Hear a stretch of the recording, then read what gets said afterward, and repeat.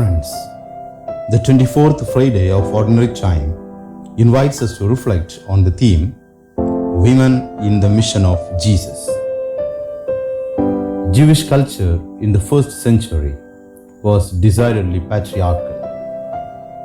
The daily prayers of Jewish men included this prayer of thanksgiving: Praised be God that He has not created me a woman.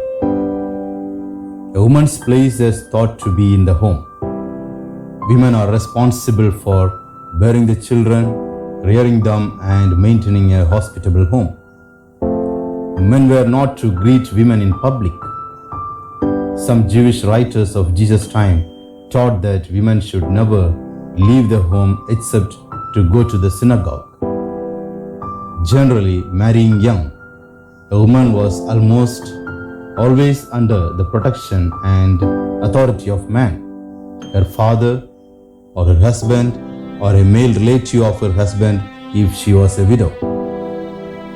This left women in a very vulnerable position within Judaism. They had little access to property or inheritance except through a male relative. Any money a woman earned belonged to her husband. Men could legally divorce a woman for almost any reason, simply by handing her a writ of divorce. A woman, however, could not divorce her husband. At the temple in Jerusalem, women were restricted to an outer court. In synagogues, they were separated from the men and not permitted to read aloud. They were not allowed to bear witness in a religious court. But Jesus defies these expectations. Jesus refuses to treat women as inferior. He recognizes their dignity, their desires, and their gifts. Jesus refuses to view women as unclean or especially deserving of punishment. Many women in the church today still feel invisible and unheard. Jesus recognized that women had gifts of discipleship, and He was not afraid to call these women forth. Women supported Jesus in His mission. They supported with their personal resources for the spread of the gospel. During His 3 years of public ministry, Jesus traveled extensively. The gospel records that a band of women accompanied Jesus and the 12 apostles. This was a diverse group of women.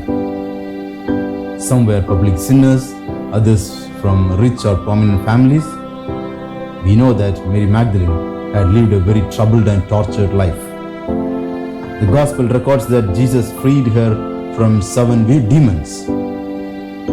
Joanna, wife of the king's chief financial officer, held significant social and political standing. What brought them together and united them in a bond of friendship and common service? Certainly, Jesus and His message of the kingdom of God had transformed this group of diverse personalities and temperaments. Each brought their gifts and resources to Jesus. Women played a vital role in the spread of Jesus' mission. Their silence speaks a lot.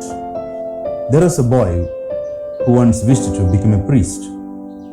He did not succeed. He took up to the trade of shoemaking. He had a friend who studied and became a priest. The shoemaker made the shoes for this priest.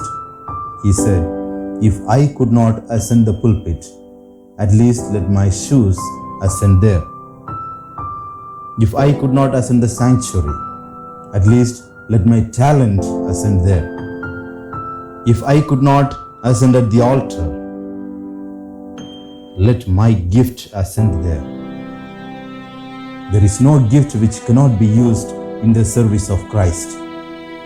Many of the friends of Jesus are in the background, unseen, but needed for the work of evangelization, and their names are written in the book of life. May God bless all women who become a means to spread the gospel.